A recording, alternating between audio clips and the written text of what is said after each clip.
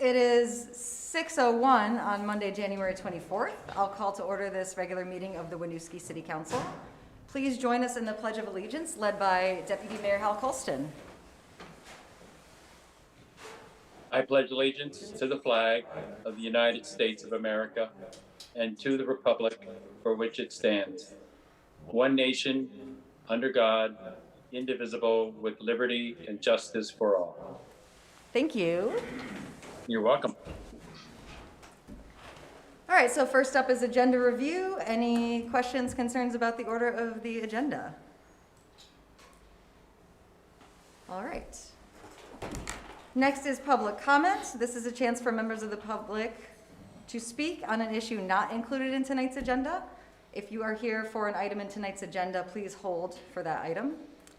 If there is anyone on Zoom who wishes to speak to public comment, please use the raise hand feature or the chat. I believe you are all here for an agenda item.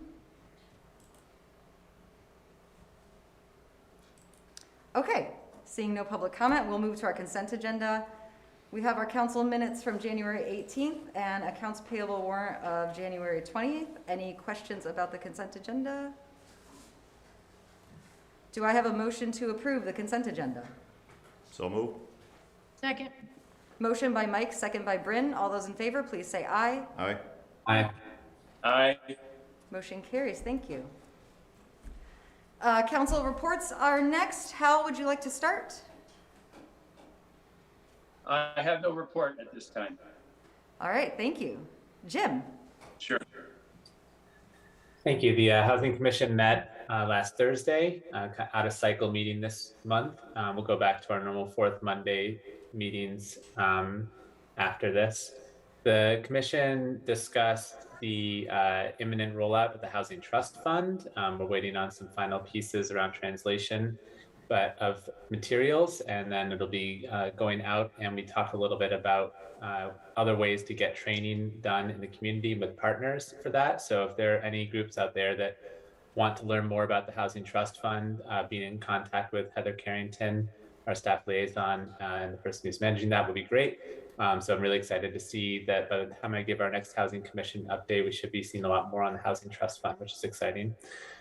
The other piece that we discussed was a follow-up on our housing quality discussions. The Commission focused a little bit more on principles that they want to uphold and support as we go through this housing quality discussion.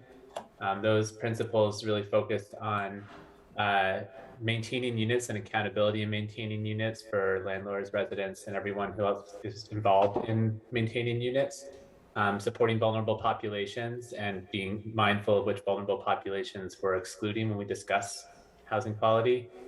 And really a lot of time was spent on thinking about education and outreach and resources for landowners, property owners and renters, property managers, and how we kind of need to address each of those together and in concert to make sure that we're not letting anything fall through the cracks. So it's a really good discussion around more of the housing quality issues that we've been hearing about and how we might how the Commission might move forward on some recommendations for that. All right, thank you, Jim. Bryn? I don't have much to report tonight. The Municipal Infrastructure Committee has not met yet. We're working through interviewing candidates to fill some vacancies. And so tonight I was hoping to introduce those folks to you, but we've had a little bit more time lag with connecting with those folks. So hopefully in the next coming meeting early in February. And then just a special thanks to the fire department for being present at the Red Cross blood drive on Friday. Their resources were very valuable to all of the folks that were working there, as well as to the folks that were donating. And I especially want to state my own personal appreciation for their work and presence there. So thank you for that. Outside of that, I don't have anything else to report at this time. All right, thank you. Mike? Good evening, everybody. I have nothing to report tonight. All right. I will just share that tomorrow at 6:15 on Town Meeting TV, Wendy will join me to present the city budget. So that'll just be on Town Meeting TV and YouTube, and then, of course, we will join with the school to do a presentation on the Monday before Town Meeting Day. Hal, I see your hand raised. Yes, I just realized there was an email that I got this morning that I should share. It came from VHFA. There's a new program. It's the Vermont Homeowners Assistance Program that was finally stood up. They have about $50 million of funds for statewide, and it's designed for homeowners who've had trouble paying their mortgage, utilities, property taxes, and association fees. So I will, I'll forward this to Wendy, and then you can disseminate it from there. But I think it's a great resource that maybe some of our residents can take advantage of. Awesome, thank you, Hal. Yep. All right, with that, I will turn it to Wendy for city updates. Okay, great. Thank you, Mayor. Can everybody hear me okay? Yes. Okay, great. You probably are aware we had a water main break today at East Allen and Barlow Cascade Way. Pleased to report that it is fixed and the contractor is filling the hole now. Staff did a great job of coordinating with each other and with outside authorities and notifying the public. As of 3 p.m. or so, we had gotten about 5 calls at the town clerk's office. So people were patient and we appreciate that. John is on the call if he wants to add anything. Yeah, no real updates on my end. I guess one piece of information, if anyone asks, there's no boiled water requirements or anything like that. We didn't have to do an intensive repair. So water's back on. It's safe to drink. You don't have to do anything except maybe run the tap a little bit if it looks a little unclear. Terrific. That's good news, and we'll get that out. And thanks to Paul for getting the word out well. And speaking of public works, just want to give the community and the council a heads up that we are operating with fewer staff than we regularly have due to a number of factors. The market's tight. Everyone's facing this. We have had a few medical leaves. So do please understand if it takes longer to plow the streets and sidewalks. We are doing our best and we're advertising for an equipment operator too, if anyone knows anyone who might be interested. So it's especially notable that they got the break fixed so quickly today. Regarding COVID and our staff, our numbers are down. We have approximately 5 people out, which is half of what we had last time I spoke with you. We had 10 out.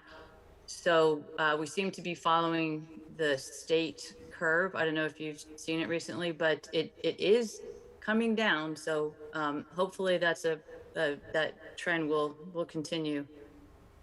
Regarding ARPA, the first community listening session will be next Friday, February 4th, from 6 to 7:30, and that'll be a virtual meeting, and you can sign up online or just show up. But we have information on the website. And also, second thing on ARPA, the final rule, which I sent to the council, is much more flexible than the interim rule. And we'll have a discussion of ARPA on the next meeting, which is scheduled for February 7th, which is actually 2 weeks from today instead of the weekly schedule that we've been on. The state, thank you, Hal, has allowed fully remote public meetings for municipalities.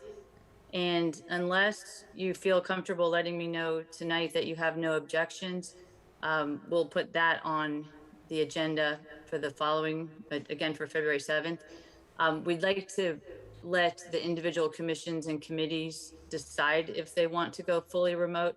And what that would mean is that there would be nobody at town hall for the public. But there are several commissions and committees who would probably like to go remote, especially if they don't have the video, the TV. Brent, do you have a question on that? Yeah, was there a timeline put on that, a deadline? I'm sure it's temporary, but I don't know. the exact dead. Thanks. Hal may know. But I'm sure it's because of COVID, so it'll expire. Yeah, there may be a sunset in April when we have to revisit it to see if we want to close it up or extend it.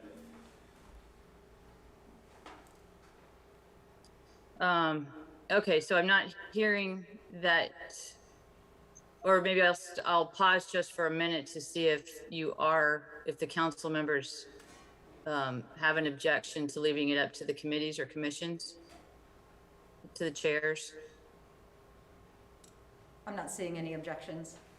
Okay, great. And if you do have a concern, if something comes up, just email the mayor or me or both of us, and we won't implement it for a couple of days. And then the big news today, as you know, was the deadline for candidates to file for the 2 open council positions. And we received 7 petitions. And those individuals are Chad Bushway, Matt Crawford, Daryl Desitel, Aurora Hurd, Thomas Renner, David Xavier Wallace, who is also running for the school board, and Irene Webster. So it's a good turnout. And that is all I have, unless anyone has any questions. Awesome, thank you, Wendy. Thank you. Candidates. Okay, we will move on to our regular items. And the first item we have on is for approval, labeled Sally Tipson resolution. We have invited Sally Tipson here this evening and have a resolution put together to recognize many, many years of service to our community here in Winooski. So without further ado, on behalf of the city of Winooski, we are proud to acknowledge the inspiring legacy of Sally Tipson and her decades of community service, leadership, and neighborly spirit. Whereas Sally served on the city council from 2009 to 2015 as councilor and deputy mayor, as well as the Board of Civil Authority, supporting Winooski's public process and elections. And whereas Sally has run Winooski's only flower shop for nearly 30 years, providing excellent service to customers, bringing joy to their holidays and milestones. And whereas Sally is a founder of the Season's Greetings community group, who kept our downtown festive with seasonal themes and events, including the beloved Festival of Pumpkins. And whereas Sally served as chair and supporter of the Winooski Food Shelf, providing years of service to neighbors in need. And whereas Sally began her career teaching in the Winooski School District and was instrumental in fundraising for the Spartans football team, which provided scholarships, equipment, and lights for the field. And whereas Sally exemplifies Winooski's legacy of welcoming, opportunity, and is an important part of our community's history. Now therefore be it resolved that residents and visitors of Winooski have immeasurably benefited from Sally Tipson's contributions, and that the city of Winooski officially recognizes her impact in making Winooski a better place for years to come. Residents are welcome to visit the large pine tree at the top of Rotary Park, which was dedicated in her honor, and to view our special feature of Sally's accomplishments through Season's Greetings at legacy.winooskivermont.gov. Want to take a moment to just consider all that was just shared there, all of the contributions that you have given to our community over the years, and thank you so much for all of your hard work in that time. Thank you. Let's give you a round of applause for Sally.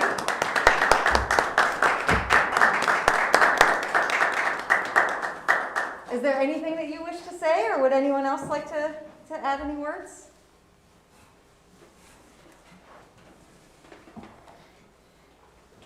How long do I have? As long as you would like. Yeah, I just want to say thank you to the city for doing this. This is completely unexpected, very much appreciated. 29 years at the flower shop. Many changes have occurred as in the city. People, I don't really want to go out on a limb and start thanking people because I know I will forget somebody, but the 2 people I do have to mention are my 2 sons who have always been with me. I'm sure with the 29 years at the flower shop, there may have been a few times when I wasn't exactly, on task. I could have been a little bit stressed out. So to them, I want to say thank you very much. And again, to the city, it's been a pleasure working on city council. Season's Greetings was a pet project of mine. Doing what I did at the food shelf was always very rewarding, and I appreciate the time, and thank you very much. Thank you, Sally. I just want to give you a quick handshake.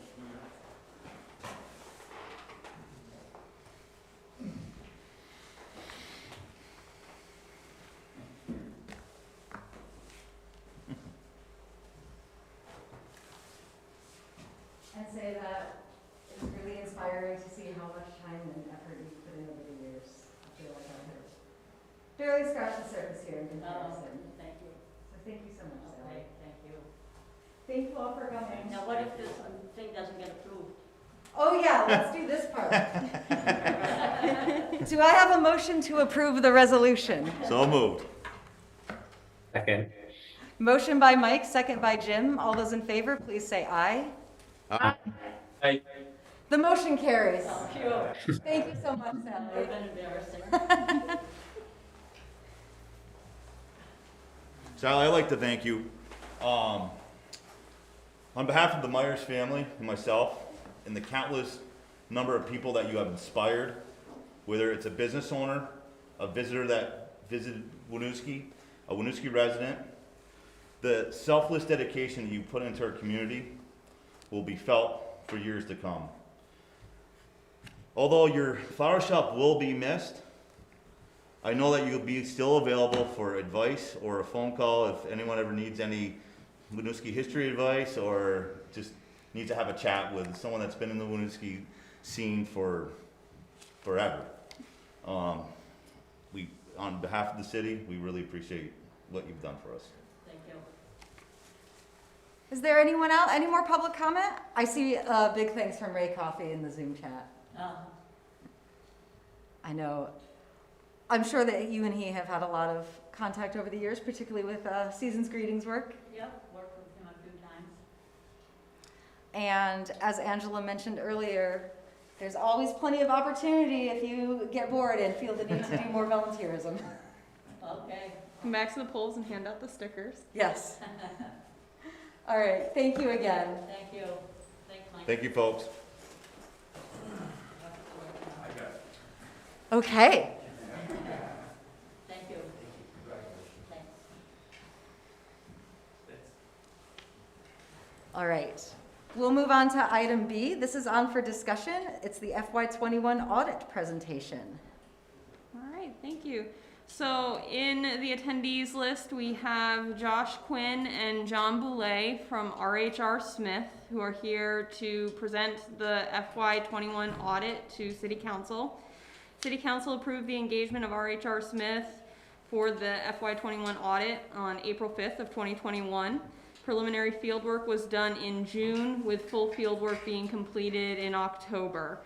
We submitted our financial statements to them just before Thanksgiving and received our full financials back from them just before Christmas. So we were able to submit this to the TD Bank in compliance with our bond covenants.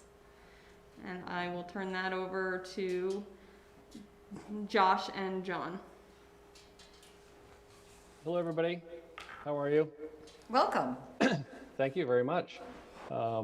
Pleasure to be here. Sorry I can't be there in person. I have 3 kids, and I would swear we probably have a close contact, I want to say, every couple hours at this point. So, Nope. and as usual, I always get to follow things I can never even come close to, like the dedication to Sally Tipson. So I'll do my best to keep this as exciting as that was. So as Angela said, we were there in April doing our preliminary audit work, and then in the fall completing the audit in time for your submission to your bank.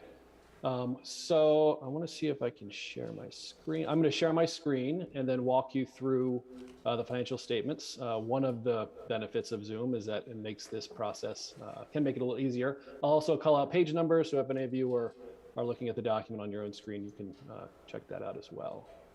All right.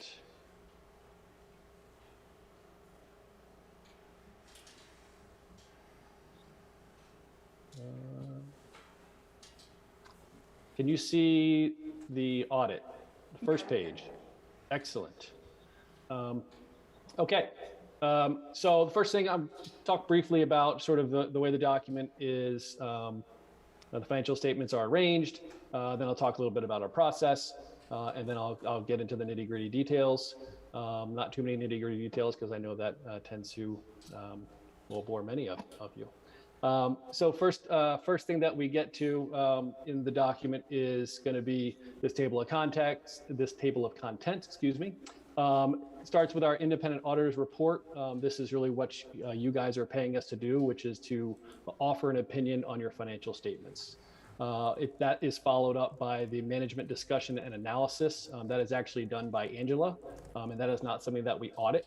That is her interpretation of the financial statements that we do audit.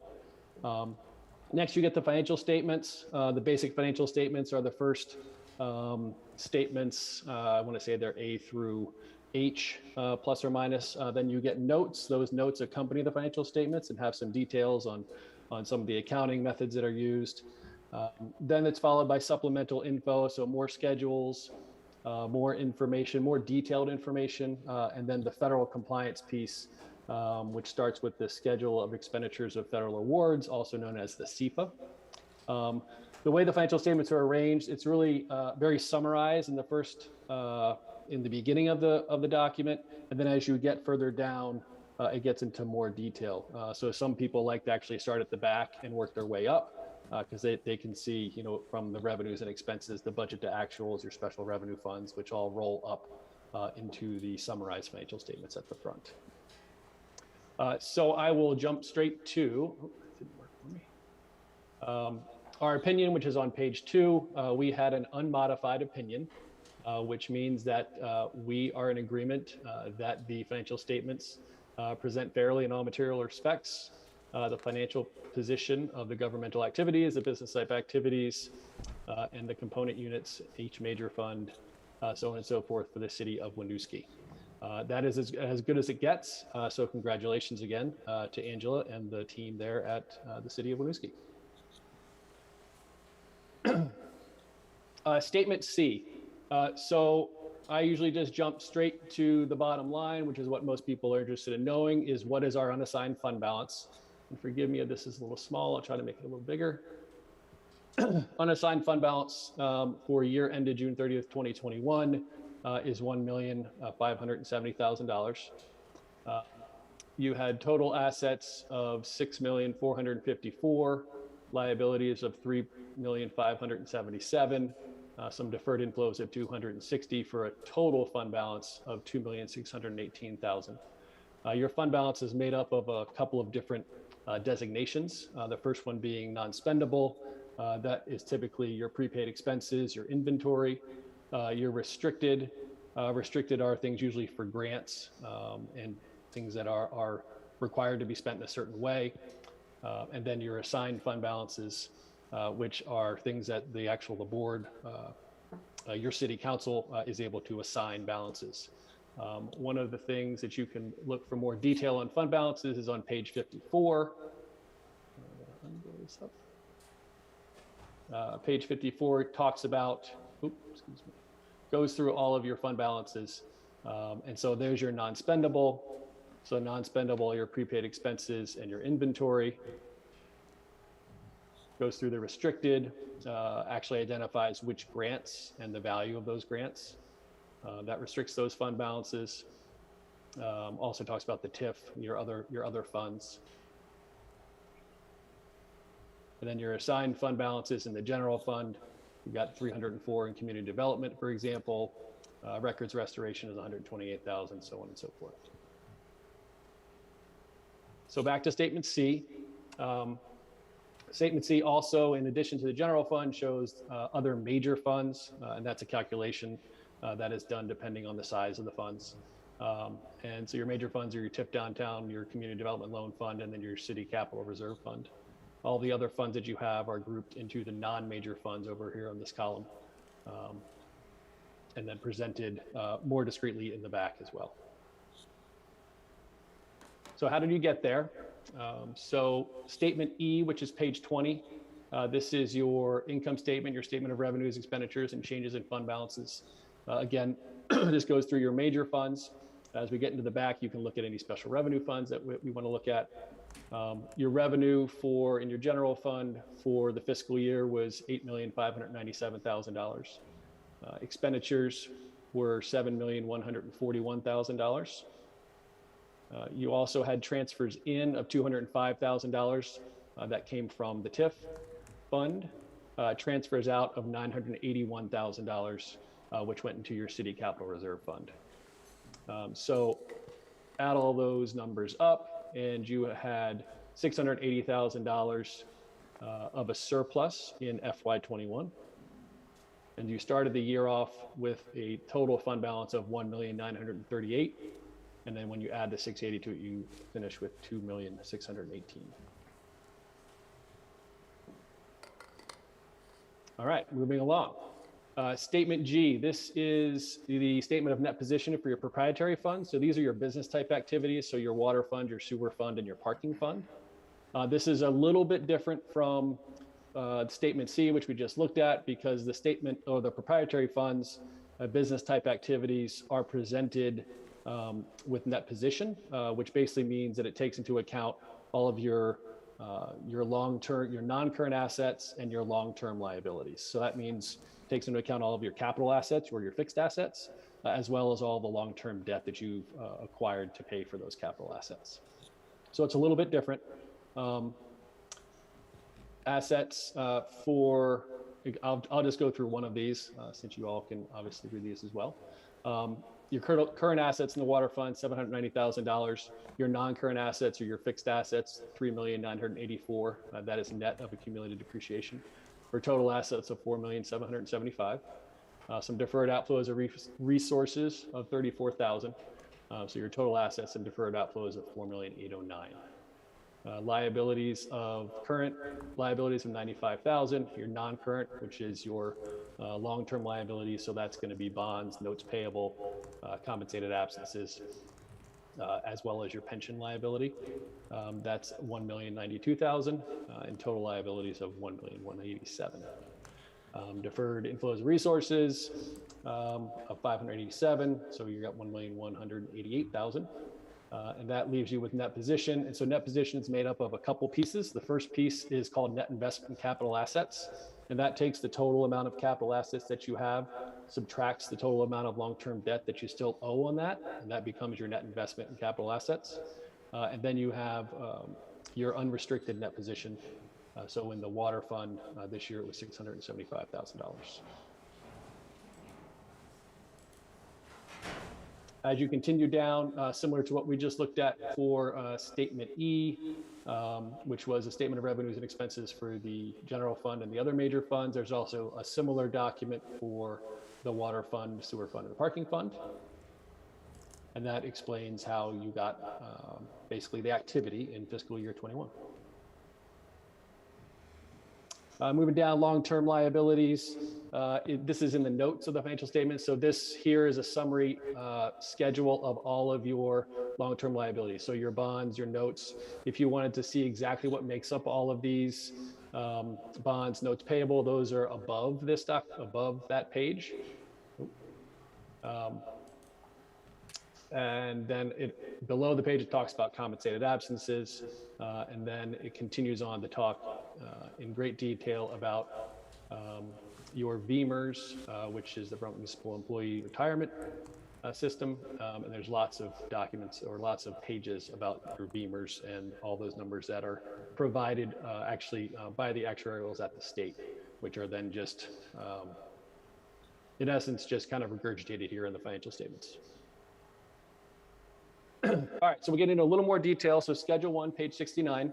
So this is your budget to actual for the year. So for example, your budgeted taxes were $6,378,000. Your actual taxes that you pulled in were $6,481,000. One of the things that we do as we go through your financial statements and perform our audit is we look for big variances, especially in the budget to actuals, for example. So variances here, we actually brought in more taxes than you anticipated.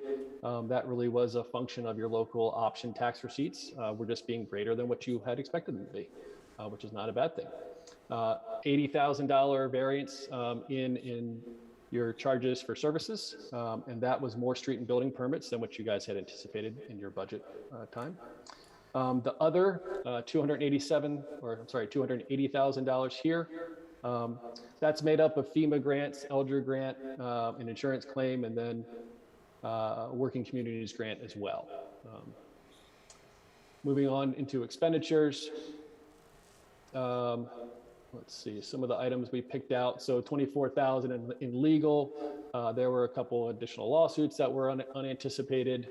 Administrative services. There was an insurance claim that's actually offset by a revenue that's in this other line up here. And then the $35,000, that's health insurance and workers' comp that were over. You can see some under expended budgets. Much of the under expended budgets have to do with COVID and with just staffing issues and the inability to actually find people to do the work that was budgeted, which is happening all over the state in both municipalities and schools, and I'd say everywhere. All right, moving on. So Schedule A. So as you continue on, now you get into your special revenue funds. This is set up just like we looked at Statement C and Statement E. So it starts off with a balance sheet for your 3 special revenue funds. And then it goes into your income statement for those 3. So you can see what type of activity occurred in those special revenue funds if you were so inclined. And then moving on, does the same thing for your proprietary funds. It splits your proprietary fund out into the parking garage as well as the on-street meter. Those 2 funds, those pieces, if you wanted to dive into more detail there. The financial statements wrap up with the compliance audit. So if you spend over $750,000 of federal money in the fiscal year, you're required to have a compliance audit. And there's a whole separate compliance supplement that the federal government issues every year that dictates how we are to audit the programs that you guys spend money in or receive money in and then have expenditures in. So this year, I believe similar to last year, we ended up auditing the, what was the last page? The Clean Water State Revolving Fund Cluster, which was basically, it's a function because that's where most of your expenditures are occurring for your federal expenditures. Okay, so that is the financial statements in a nutshell. One last piece that I wanted to mention is we also do a management letter every year. And a management letter is basically as we go through and perform our audit, a lot of what we're doing is we are vouching your balance sheet. We are doing tests of your processes, whether it be cash disbursements, cash receipts. We're looking at journal entries. We're looking at your AR lists, your AP lists. Really kind of just trying to run a fine-tooth comb through as much of information as we can so we can then take an idea to say, okay, we picked a sample of cash disbursements and you guys have a process on how you purchase things. And just we make sure that you're following your processes, that you have all your sign-offs and the things that you say you're doing, you're actually doing. In the event that we find issues when we're doing those tests, that sample work, sometimes we find things that perhaps may not be best practice. Maybe we just find, maybe cash disbursements are being, maybe purchase orders are being written after the fact. Sometimes we find those things and those go into a management letter. I'm happy to say that this year we did not have any of those items for Angela and her team, which is great. It does happen. It's somewhat rare, but it did happen this year for Angela, and that's awesome. I will say that Angela and her staff, Raul, do a great job. And it's always a pleasure to come to Winooski. They are very prepared, and the city of Winooski is very lucky to have Angela and her team. I will open it up to questions. And yeah, shoot.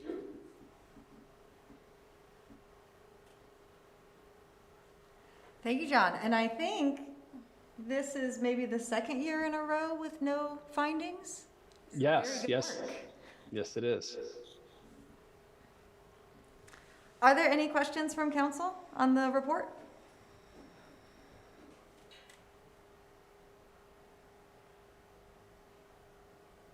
All right, any questions from members of the public?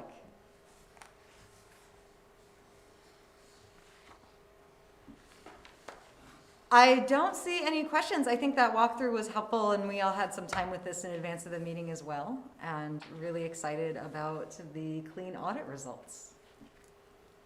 Good, excellent. Well, if you do ever come up with anything, we're always happy to help and offer our services whenever needed. So it's been a pleasure. I think you guys are going back out to bid this year for audit services. So we will Third year of a 3-year contract, so we'll be putting out the bid, I'm hoping by the end of this month. Yep, so we will definitely be bidding again, and we hope we can work with the city of Winooski in the years to come. Thank you so much. All right, thank you. Have a great night. You too. All right, we are on to item C. This is also on just for discussion, the FY22 quarterly budget projections. Is Alex with us on the line? Oh, okay. He just needs to be brought over. All right.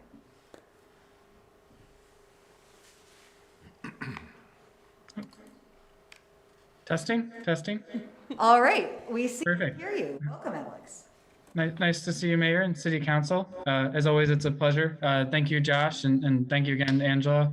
You make our jobs just significantly easier. So can't appreciate your work enough. To the City Council and to Mayor, it's always a pleasure to present the quarterly Treasurer's Financials Report. We sort of skipped over the first quarter, and so now we're kind of immediately jumping halfway into the next fiscal year. I think some of the sort of positive highlights include sort of the actual net fund balances are all at a surplus right now. One of the highlights is that the general fund is actually $900,000 higher than it was just 2 years ago. That was sort of another highlight of this quarter's report was a sort of a good comparison to sort of the financials just prior to COVID to kind of gauge how close are we to just sort of normal. I don't know if we'll ever get quite to normal, but we're getting pretty darn close. A lot of the operational accounts are actually above their sort of FY20 targets, which is great to see. As well as it's great to also see that just sort of budgeting continues to work excellently. A lot of the expense line items are like right at 49 or 50% halfway through the year. It's amazing how accurate Angela and her team and all the managers managed to be. Admittedly, there are some more risks to sort of highlight kind of coming into this. The surpluses are admittedly a lot smaller, and there's a lot more pending items kind of coming into this where they're not part of, they're part of the original budget. They aren't part of the projections and sort of my report, but we're looking at, some of the adjustments to commercial inspections, the sale of Lot 7D, some of these things, or for example, the water department, we haven't received biosolid billings yet. There's stuff that's pending that will be in the 6 figures and certainly could impact the numbers positively, or if they don't come in, could be, disappointing if they don't. So there's a lot of pending items out there. Also likely, we received a lot of savings over the past year or two from healthcare. Likely that won't repeat. And so, but where those numbers will finalize, that's impossible to say, but, likely there'll be a little bit of uphill battle, particularly, we all know inflation's high. It's, 7% now. So, expect, things to just hit harder. And as well as we're seeing less kind of smaller grants come in for some of the community-based activities. Obviously ARPA is huge, but outside of that, we're not seeing the smaller things come in that we're providing sort of a bump to, like the senior center and then stuff like that we were seeing in the past. But otherwise, because of the strong net fund balances, I continue to have a strong confidence in Winooski and don't really see any concerns, even though I know kind of this next budget has been a challenge. Thank you very much, Alex. I'll say in the report and what you just summarized was kind of in line with what we've been talking about anyhow, so good news. Are there any questions from council on these Q2 numbers? And I know I always say this too, but I always welcome sort of a working session or a public working session with sort of our Tableau reporting. There's a lot to offer there, but it's something that kind of has to be dug in more. So always happy for feedback or ideas on stuff.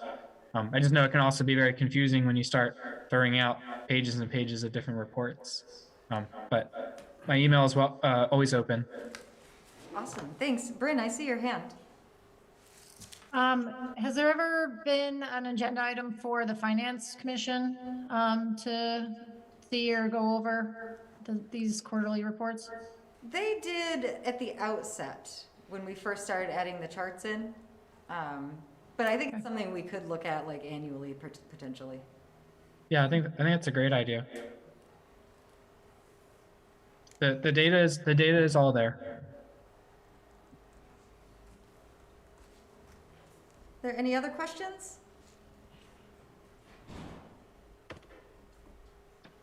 All right.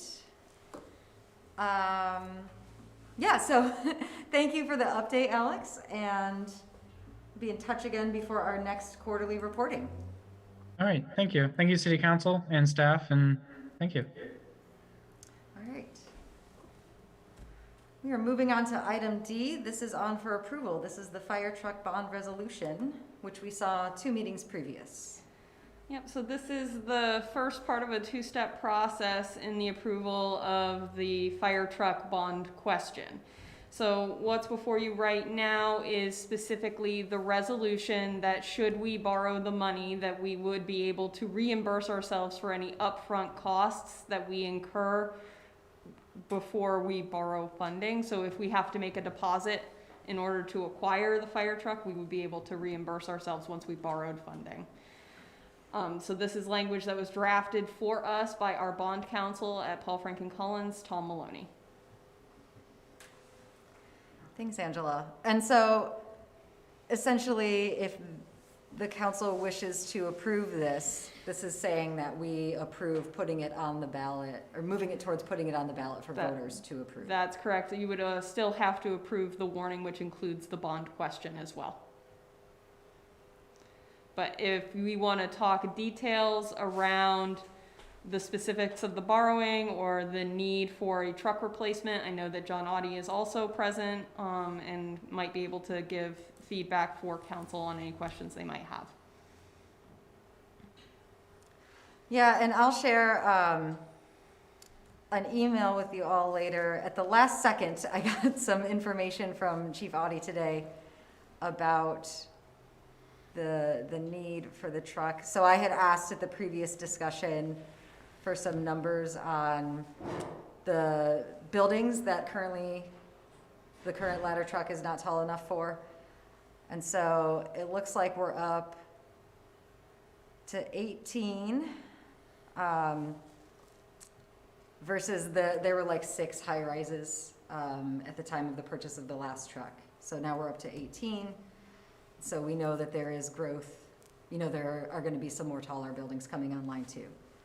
And then he also shared in the last meeting that the 2-truck set would mean we could operate with fewer staff as we're facing staffing challenges. And so 10 years ago, we had like 9 staff per call, and now it's average 5 and sometimes less. So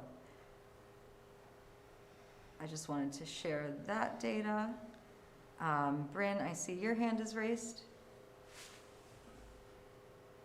Yeah, thank you. I was curious. So basically, the decision about a down payment would be made after town meeting day.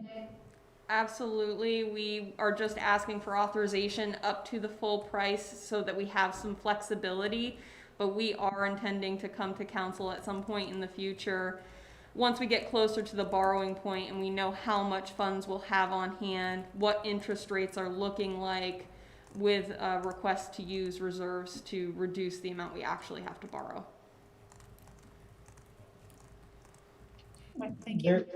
There is no requirement for down payments with most of your major vendors. You're gonna do your payment, upon delivery type setting.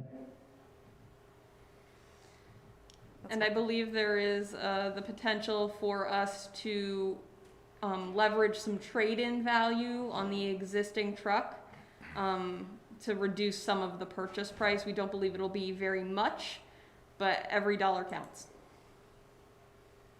Bryn, I saw your hand again.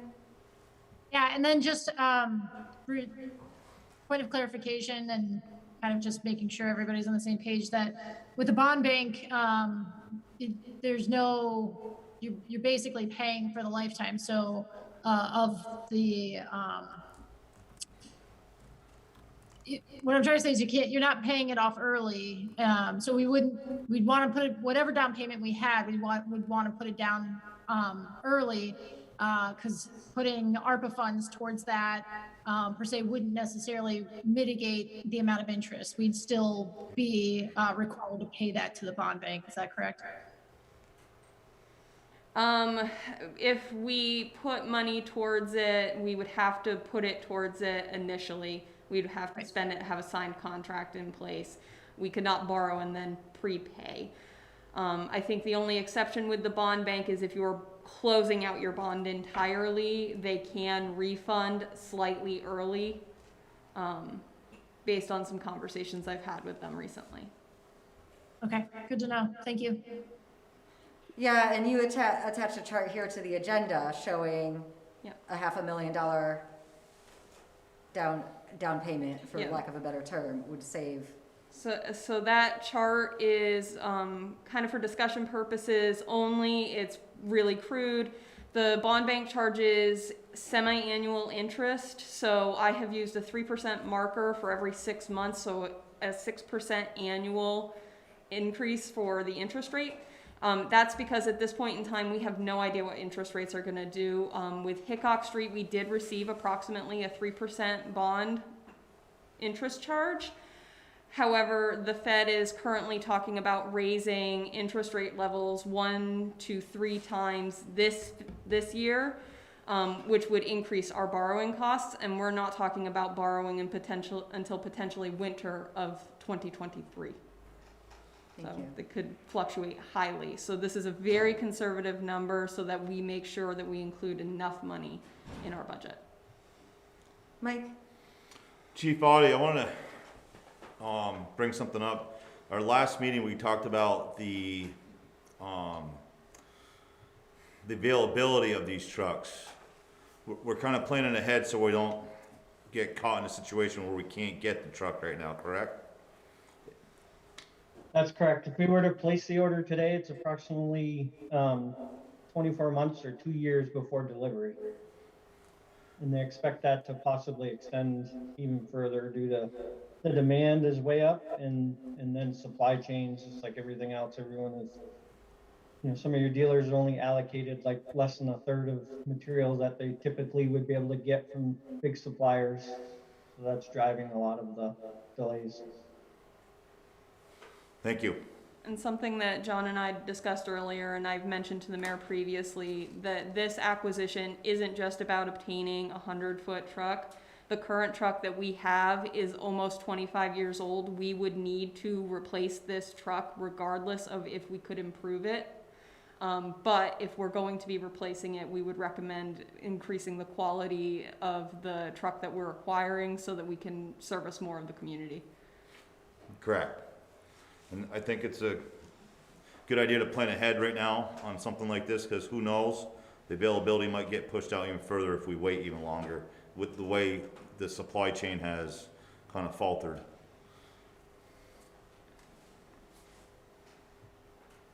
there any questions from members of the public on this item? Are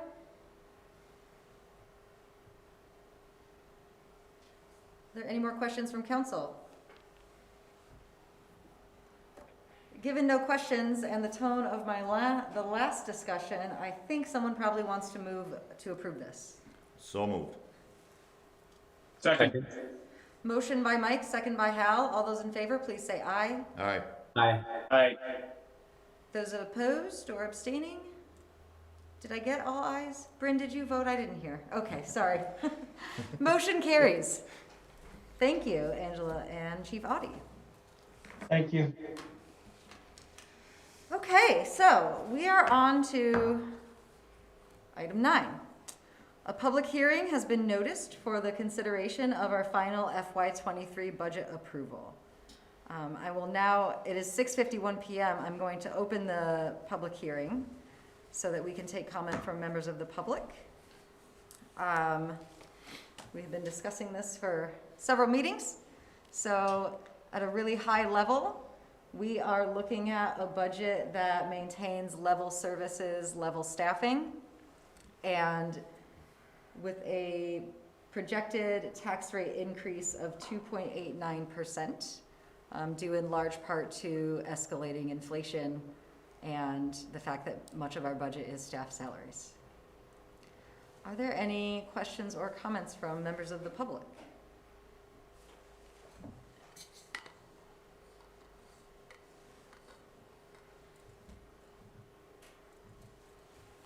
All right, we also did not receive any comments in advance. Seeing no comments coming through, I will go ahead and close the public hearing.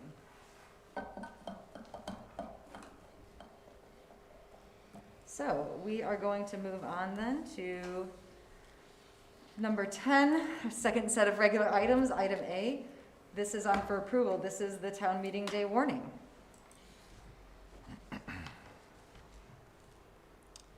So we have the language here for what goes on the ballot, right, Wendy? I believe we have to formally adopt the budget. I didn't hear a motion. Oh, Angela, is that correct? It was on for discussion. It was on as a public hearing. we're supposed to approve the final budget after I close the hearing. I skipped a step. Thank you for that. Okay. Do I have a motion to approve the FY23 budget? So moved. Second. Motion by Bryn, second by Jim. All those in favor, please say aye. Aye. Aye. Motion carries. Mayor, I'll note it was Hal that made the second on that one. Okay, thank you. That also reminds me, I did want to let you all know that I had asked Angela what like a 5% decrease in the budget would do to the tax rate. Oh, the 2% decrease? 2% decrease. 2% across the board. Yeah, and it would have brought us down only to. It would have been a decrease to the tax rate if we had done a 2% cut across the board. I'm sorry, I thought you meant that it would go down to 2.87%? No. Okay. Now I've confused everyone. Yes, you have. No, you had asked me about a 2% cut from all the departments, and my response was if we did that, we would not be able to maintain level staffing and services. Okay, so this was the point that I wanted to make, was that I did ask Angela, because we were concerned about the tax rate increase, but that there's no way to avoid a rate of, we would have to cut staff and services if we wanted to do anything lower. That is the point I wanted to get to. Okay. Yeah, we have a lot of departments where the majority of their budget, and I'm talking more than 95%, is the staffing and benefits cost. So it would be very hard to reduce those things, particularly for departments that also have contractual obligations. We can't violate those contracts, so the only flex point we have is staffing. Okay, thank you. Sorry for being confusing. Just wanted us all to have that context for this being a little higher tax rate increase than we had hoped for. So now let's move on to the town meeting day warning.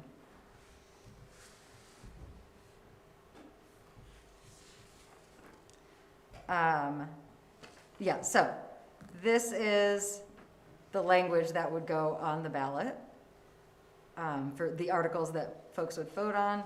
We've got our council seats here, the budget that we just adopted. The standard one that says if we get more money that we can spend it. Yeah, and then the bond vote about the fire truck, which we just approved.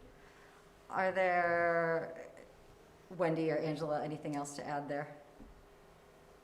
I have nothing to add. I worked, Jenny, the new town clerk, and I worked, or city clerk worked on this, so I don't know if Jenny has anything to add.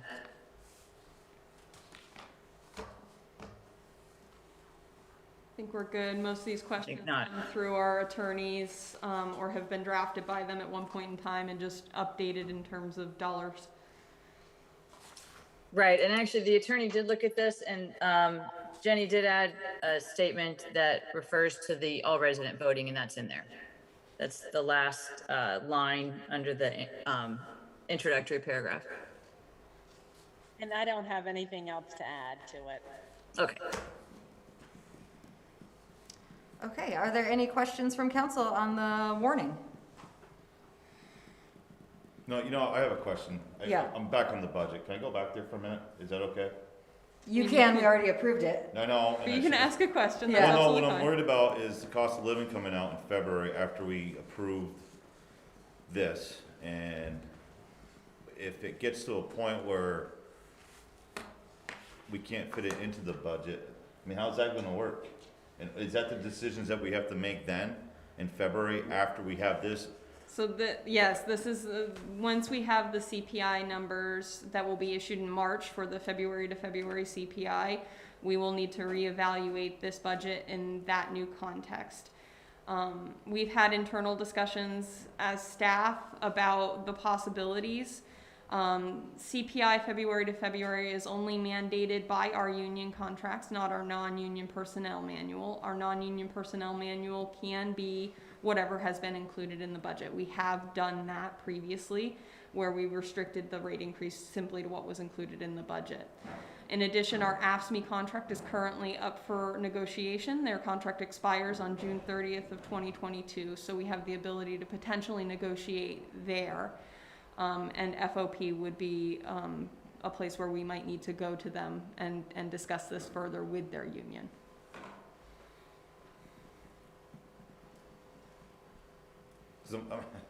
I'm wondering, the tough decision that we were talking about, making the 2% cut across the board.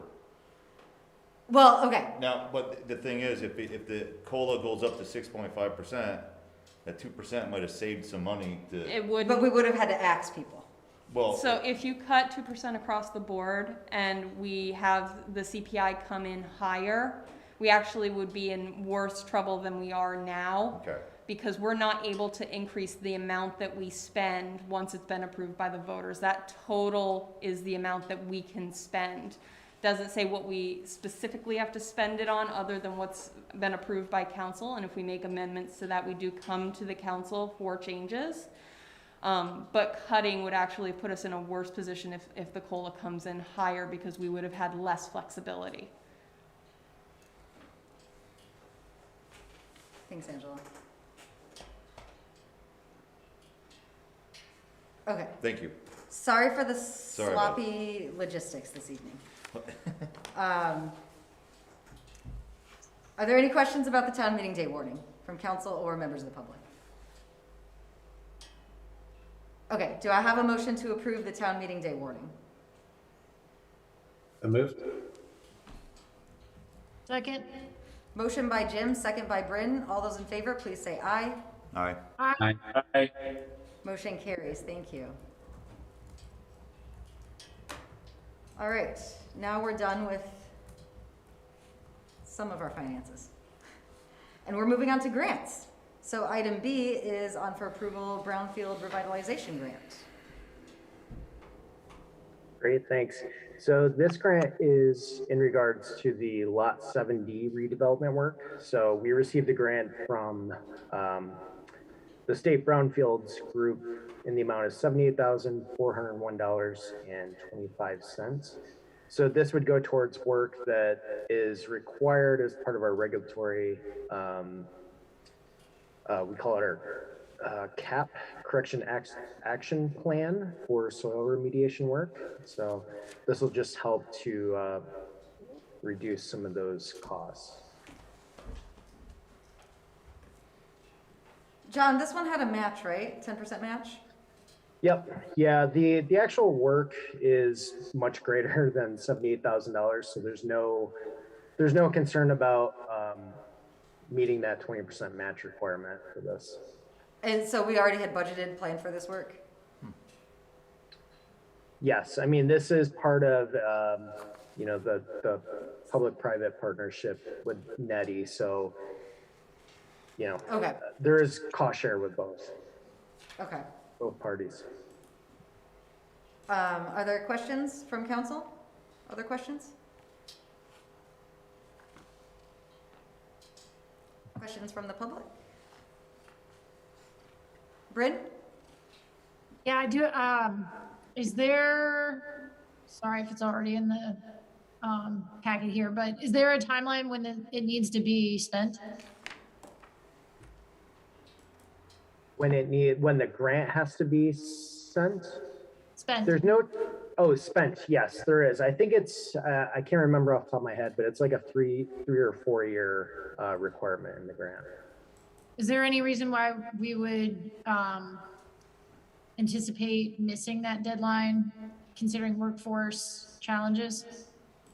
Yeah, not currently. I mean, we, as you all know, we're working together with the NETI team. They are moving forward on, pushing this project, to try to get it to construction potentially next spring. We're still in early discussions with them on how the project will develop, but 3 to 4 years, I'm not concerned that we would, if we're moving forward with this project, that we lose these funds.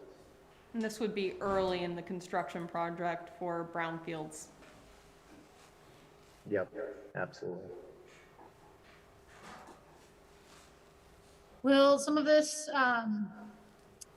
mitigate any potential vapor intrusion into the building after construction?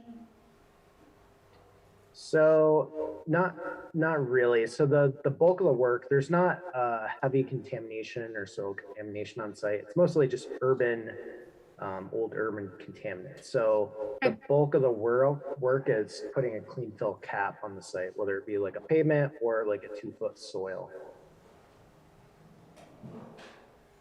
Great, thank you.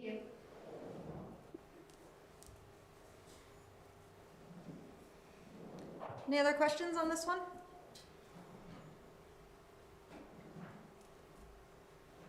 Would anyone like to make a motion to approve the Brownfield Revitalization Grant? So move. Second. Motion by Mike, second by Jim. All those in favor, please say aye. Aye. Aye. Aye. Motion carries. Item C, also on for approval, Vtrans grant for the Tigan Street traffic signal. Great, thanks. So this is a grant for $300,000 from Vtrans for the Main Street redevelopment project. So this work was actually, the Tigan Street work was originally part of the Exit 16 project. As we've continued coordination with Vtrans, both parties sort of realized it makes more sense that this work would be incorporated into the Main Street project versus, them trying to do it as part of Exit 16, not really matching up with our schedule. So we came to the conclusion that, we came up with the cost estimate for the scope of work. They agreed to it and they're willing to pay us the $300,000 to cover that scope within our project. And it'd be performed under our contract work. All right. Are there any questions about this one? Any public comment? Do I have a motion to approve the Vtrans grant for So- Tigan Street? Second. Who did I hear? I moved it half. Motion by Yes. Al, second by Mike. All those in favor, please say aye. Aye. Aye. Motion carries. Thank you.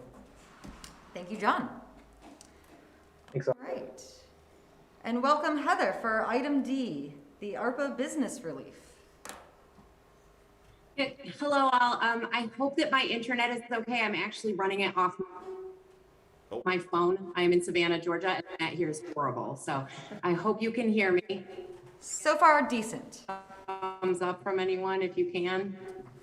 Okay, so we'll do the best that we can here. I have a little bit of a lag in your voices, so please bear with me if I'm cutting you off, not realizing it. I do have Meredith Bay-Tyak here as well to assist in this, and she's aware of my internet issues, so I hope she can step in where needed. So Paul, if you could bring her over, that would be fantastic. And what you have before you is a request to allocate some portion of the municipal ARPA funds that we have received for urgent need for the business community. And I realize that this is coming forward somewhat unexpectedly, but as part of the TIF reporting process, I look at the Vermont Department of Taxes taxable receipts for all of our businesses specific to Winooski. And I saw there some trends that very much concerned me. So while I was seeing that in Chittenden County as a whole, between FY20 and FY21, there was a bounce back in sales of 5%. In their reports, Winooski actually continued to have losses during that time period. So between June 30th of 2019 and June 30th of 2021, there was a 26% decrease in taxable sales in Winooski. That's both sales and use and meals and rooms tax. So that was a little bit concerning to me.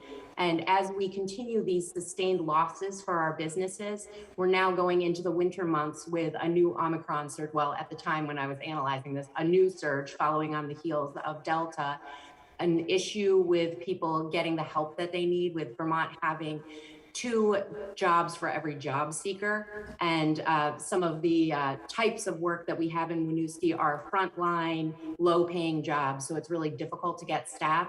So I felt it was important to bring forward a request to put aside some funds for urgent need. That is for your discussion. Initially, Meredith and I had recommended $250,000 when speaking with the Finance Commission, but in subsequent conversations with the mayor, she recommended more along the lines of $100,000, with an understanding that if there's an overwhelming need, we could come back with a further request. So looking at demonstrated need first. Will work. Overall, it is a loose structure that is based on the Winooski Small Business Loan Program, of course, with adjustments for what the actual needs are and the goals of this program are. But we don't want to design that with the credo of nothing about us without us. And I think we have a very different set of businesses in this community. So we want to be hearing from a variety of different businesses about what that need is. But we are on standby for Meredith and I to sit down, start talking with businesses immediately. Although I am in Savannah right now, probably Meredith would do the outreach in the initial term. And then we would turn that around really quickly to bring back what the rubric would be, what the program guidelines would be. But what we are recommending is up to $10,000 grant per business. Meredith, anything that I've missed in that very brief overview? No, I'm sure that other questions will come up. And like Heather said, if she cuts out for some reason, I will do my best. And I believe that you guys do have quite a bit of materials that Heather submitted and Wendy in advance. So hopefully that also will help to bolster this ask. I think it would be helpful, Meredith, for you to share what you are hearing from actual businesses more specifically. Yeah, I'm happy to do that. And actually, I was going to have a business owner on tonight, but she was unable to make it. So I do have a statement to read, which I think would be helpful to read in advance of me sharing what I've heard from a variety of businesses. So Laura Wade, the owner of Misery Loves Company, and she is also the Downtown Winooski board chair, full disclosure. She was going to be joining us today to discuss what she's been hearing from her colleagues and from her fellow business owners. So I'm just going to read her letter, and then I can email it out to you guys as well, but I just received it. It says, Mayor Lott and councilors, over the past 2 years, Winooski small businesses, like many across our state, have been incredibly hard hit. Basic things like paying rent, making payroll, and purchasing goods have become increasingly difficult and unsustainable. We have had to be scrappy, resilient, and flexible. We've had to make difficult decisions. In talking with my colleagues, it's clear that we've all just been hanging on. This last surge of the pandemic has really put us all in a very vulnerable position, and I imagine that this season we will see many of our small businesses close as a result. Winooski small businesses urgently need help. We need help with new technologies to get our businesses online, with employee attraction and retention, with overhead costs, with marketing to let our greater community know that we're still here and still open. Thank you for your consideration. Laura Wade, Misery Loves Company. So I didn't coach her what to say. I just said, if you have something to share, please give it to me in writing. But what she's hearing from people is exactly the same as what I've been hearing. We are not looking at people who have kind of sat back and waited for assistance. A lot of the businesses that I'm talking to that are fearful now have taken advantage of many, and if not all, of the opportunities that have become available to them, whether it's at the state level, federal level, independent grants. There have been quite a few, businesses and different entities coming forward to try to help restaurant industry and other small businesses with various grant programs, many of which get depleted very quickly to our frustration. And we do know that there are SBA loans still available. We know, for example, the Winooski small business loan still has funding available. However, a lot of the businesses are not able to take on additional debt at this time. They're completely maxed out. A lot of small businesses have a small margin anyway, but they were amazing during the pandemic, the first 2 years, I'll say.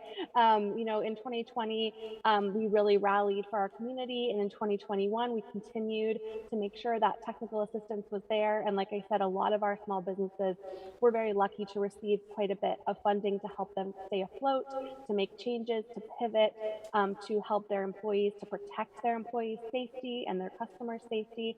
But to be completely frank, a lot of that was scaffolding. It was holding everything up until we could breathe again when everything was back to normal and open again. And unfortunately, we saw Delta come through. We had an okay holiday season from what I can tell, but with Omicron and with the continuing employee shortage and just other crises that are coming up, we're hearing fear for the first time, I'll be honest, from a lot of our businesses in Winooski. And that is across the board, not just one type of business. So to echo Laura's words, the needs are great, the needs are immediate, and they go from everywhere from paying their rent, which is a basic thing, to helping pay for or attract new employees, or things like technical assistance to actually do the things that they wanted to do maybe in 2020 or 2021, but were just hanging on for dear life. And now they really do need to pivot to better point of sale or online systems in order to make their businesses really function for the next year plus of the pandemic, or however long we have looking down into the future.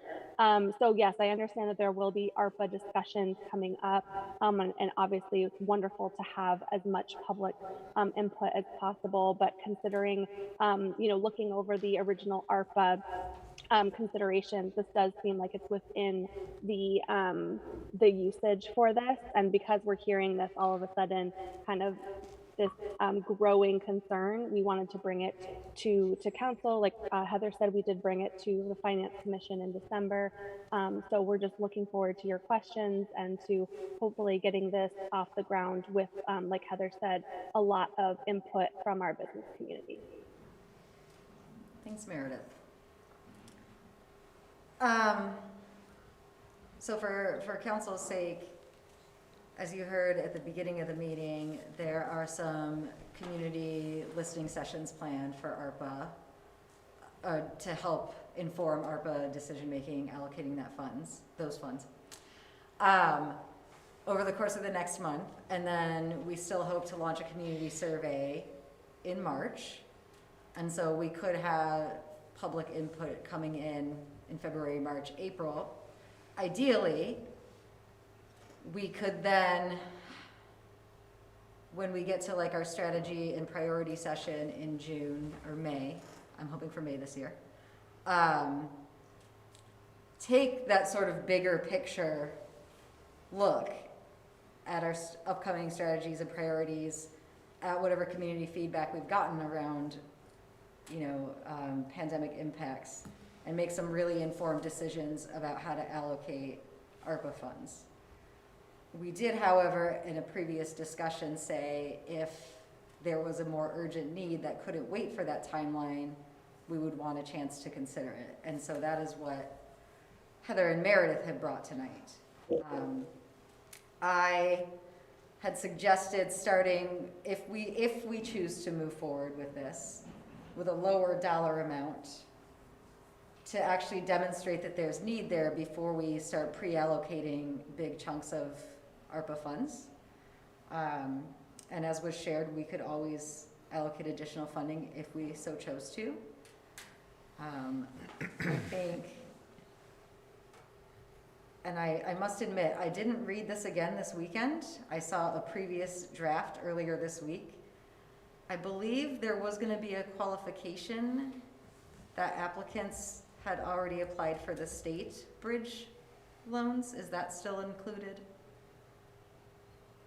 I took it out, Christine, after speaking with you because you were not certain of it. But yes, that was what we were considering, is that they must have applied for the bridge loan in advance of applying for this, that we aren't replicating efforts.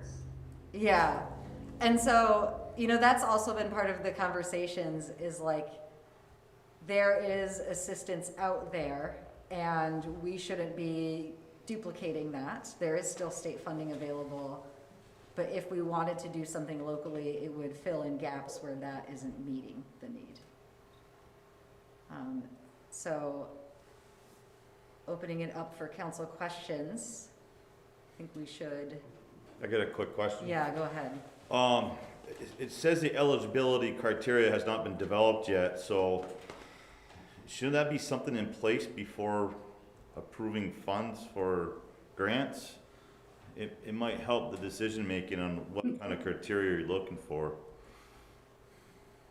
It might help. Mike, I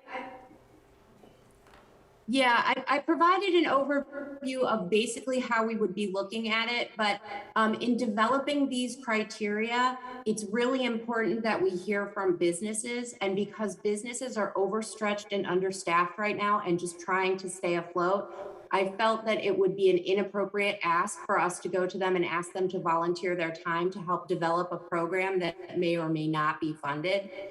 So what we would do is, if there are funds that are allocated, we would then go to those businesses, and before we would ever roll out a program, we would bring that program back before you for your approval. So it's a two-step process to do that.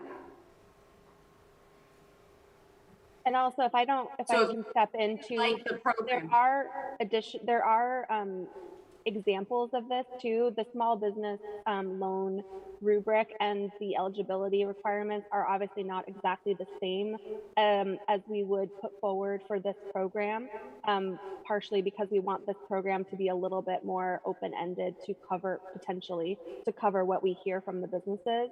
But we wouldn't necessarily be starting from a blank page. We would be starting with language and with eligibility requirements and with a rubric that has already been proven to work for this community.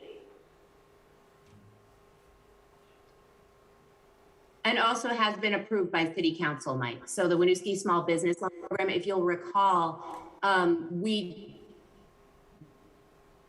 shifted that slightly and changed the rubric for the emergency bridge loan program that we rolled out at the very beginning of the COVID-19 pandemic. So we would use a similar approach to what we did then. So at that time, you know, we came back with, okay, here are the new guidelines for what we would be using this for. But we certainly wouldn't roll out a program without City Council's approval of what that rubric is.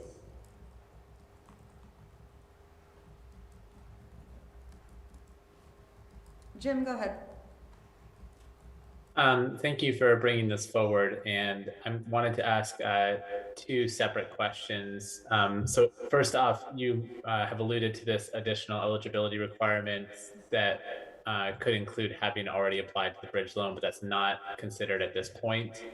Could you say a little bit more about whether that's completely off the table, or if you're expecting that to be a part of the discussion with the business community? In terms of either explaining that they already have sought loan funding, or an explanation of why their current debt load doesn't allow them to seek additional loan funding, because you kind of brought that point up, Meredith. So could you say a little bit more about the status of that thinking around that eligibility criteria? Yeah, so what had initially been written in was that they would have to have already applied for the Economic Bridge Grant Program through the state. But we could certainly include in the eligibility why they can't take on more debt load. So, you know, some kind of explanation of why a loan wouldn't work for them and a grant would be necessary. And that can, you know, if we need to take that through a credit analysis through Opportunities Credit Union, we could certainly do that, where they could confirm that, you know, they can't take on additional debt. I would prefer to keep it simpler rather than more complex so that we can turn them around more quickly. But certainly that can be part of the conversation, Jim. Go ahead, Jim. Great, thanks. That does answer my question for now. And then the other topic I wanted to ask about is if this is undersubscribed. In committing these funds, can we pull them back if it isn't used within a certain period of time? I mean, when we see numbers decline and usage go back up, attendance in restaurants and businesses go up again, do we have the ability to reprogram those funds for something else? Absolutely, we can put a deadline on it. And I think that because this will be a competitive program, I expect that it will be oversubscribed, but if we have a timeline on it, then it's not the people who have the most resources getting all the funds because they can turn around an application more quickly than some other businesses. So if we put a cap on that deadline for applications, then we can weigh them against each other. So it's a more competitive process. And if after that application deadline has passed, we want to recoup those funds, if there isn't enough interest in them, we could certainly tie that together. And on the flip side, if we decide that we have received an absolute, mountain of applications for this, relatively small amount of funds, especially if you're looking at $10,000 for each applicant, that we would come back to you and say, hey, we have, this is a competitive process and we have allocated these grants to these businesses, but we have a lot of businesses that applied and weren't able to get the funding. So that could also be the flip side of that.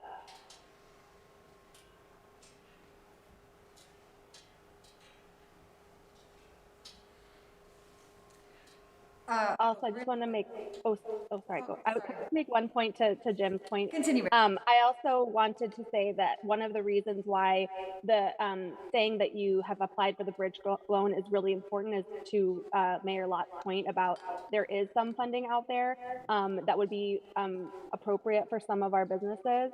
But we also are really interested in equity here because we see this time and time again with the programs that are coming forward from all different directions, that there are certain sectors of the business community that are left out for whatever reason. And so this process hopefully would address some of that inequity as well.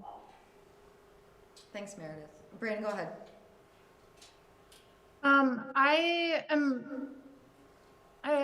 already expressed kind of over the weekend similar concern to Mike about requesting funds without having some type of criteria set out. So thank you for, giving some frame of reference to the small business loan. I'm also just kind of curious about, why up to $10,000 per grant? It seems like only helping 10 businesses, if that's the case.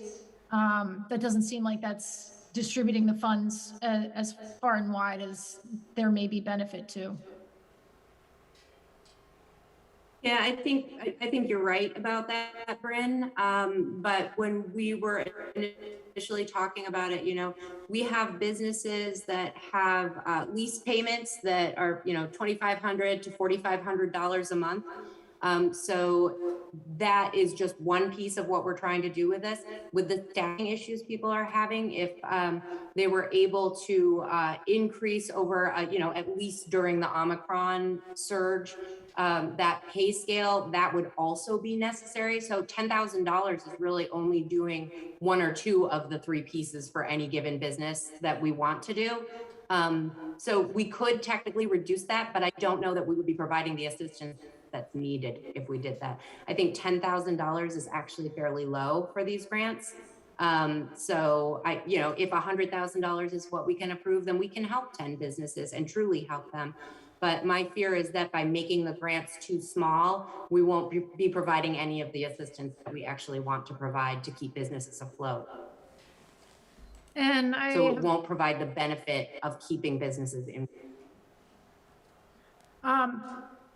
Will this be available to all businesses citywide? All businesses citywide, but there will be a requirement that they have to demonstrate losses during the pandemic. So there are businesses in Winooski that have done better than ever during the pandemic. It just depends on the business type. So yes, it's citywide.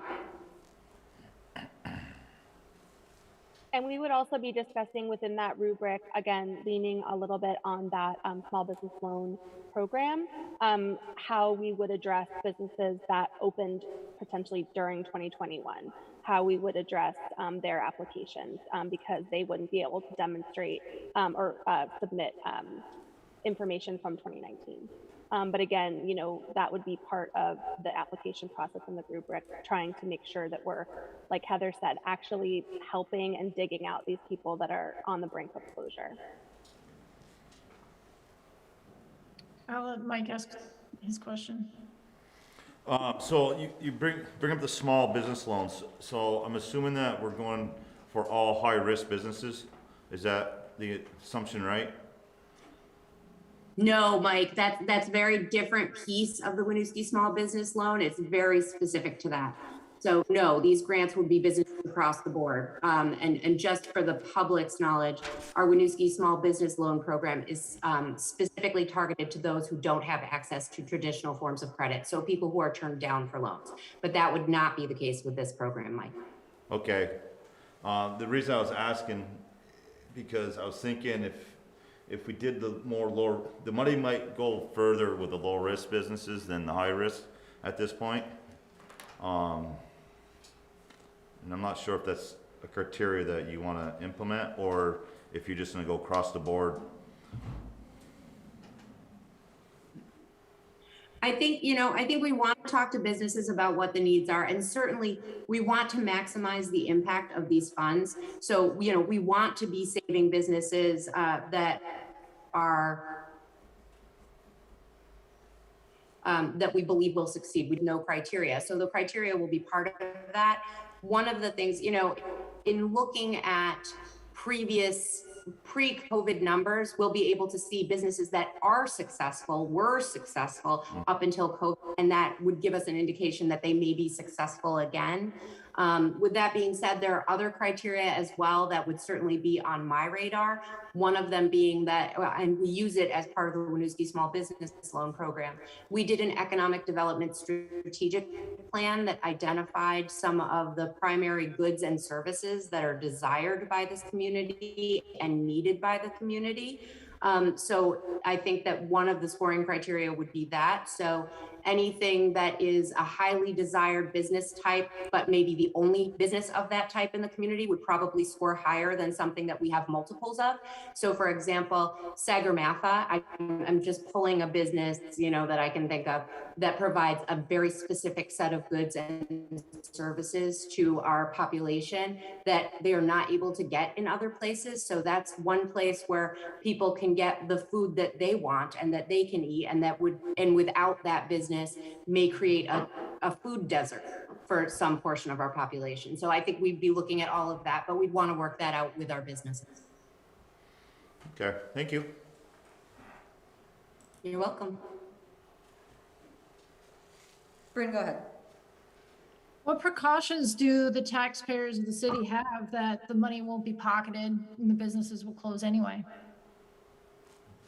I think, that I don't think there is a guarantee of that, Bryn, but I think that if businesses close, the taxpayers will get hit one way or the other because the local option tax is part of what we have budgeted for this coming year. So $450,000 is what we expect to come in this year. And if we continue at the losses that we currently have of 20, we're down 25%. You know, if we lost 25% of our local option tax, that would be over $100,000 that would not come into the city budget and either would result in us having to decrease services or increase taxes. So, you know, I think that we're really trying to mitigate the impact to the taxpayers either way.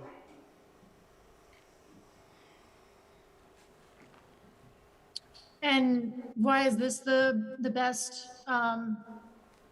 method to provide support to businesses as opposed to something else that may be a bit broader as far as the impact to the community?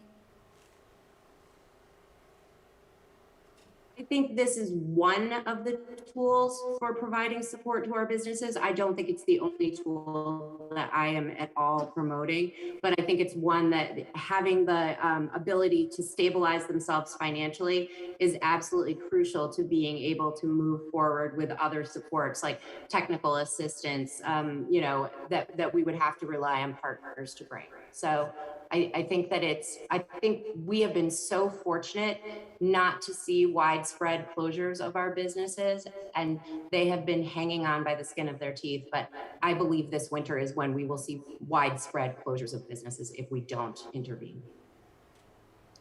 And just one more follow-up question. I think about all the conversations I have where Angela tries to remind me like the use of one-time funds for salaries and how that doesn't mitigate and omit the need going forward.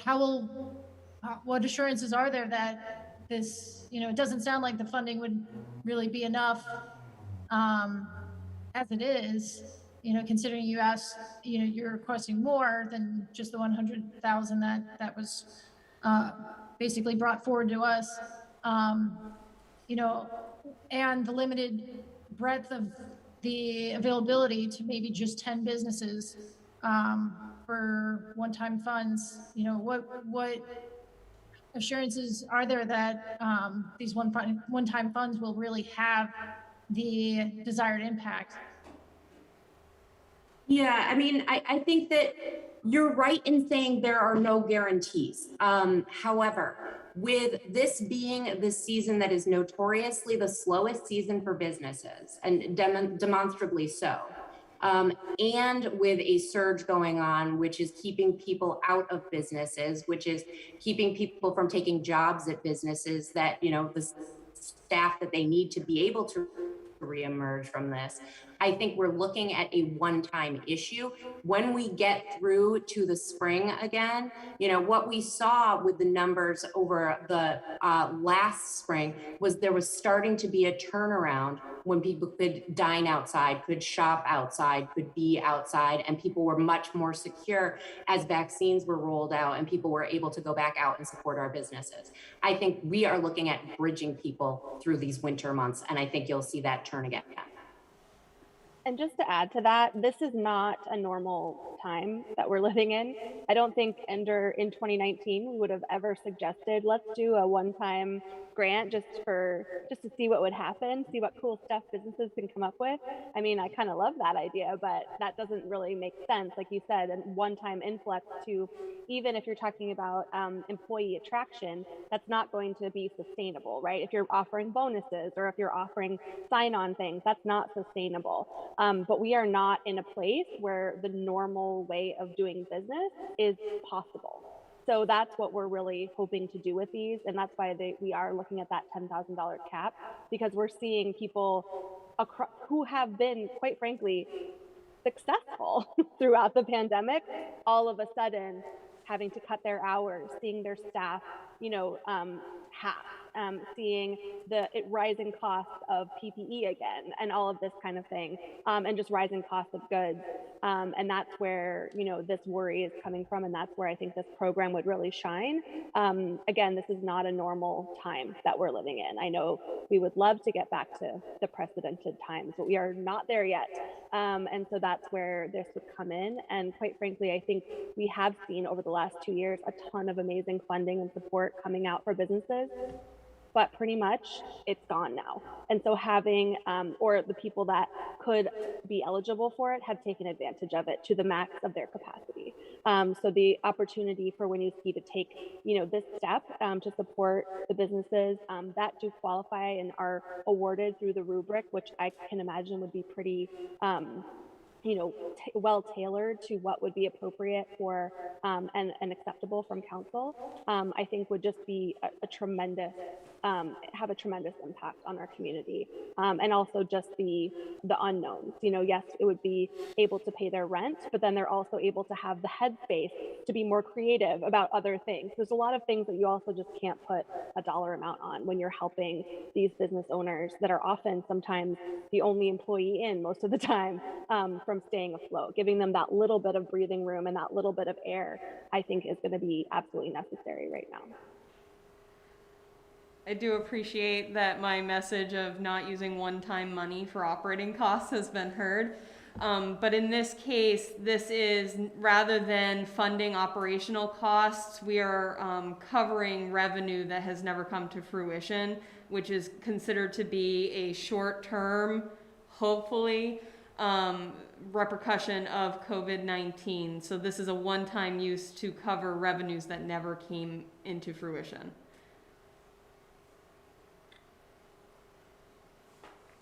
Jim? Along those lines, I know we couldn't have our Q4 results for meals and alcohol revenues or receipts. Do we know when those are expected to come in from the state?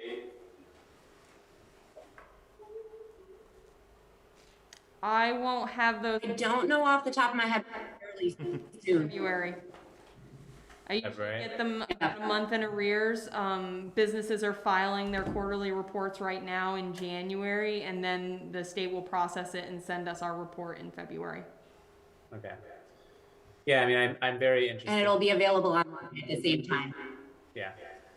And I'm very interested to see that paired as part of any future request. I would be uncomfortable increasing this amount, given that we did see an increase over pre-COVID times in Q3, as we were in between the Delta and Omicron waves, that we actually have an increase in receipts from business. In meals and rooms only, not in sales and use, Jim. Right, yeah. That was in meals and and alcohol only. Yeah. Right.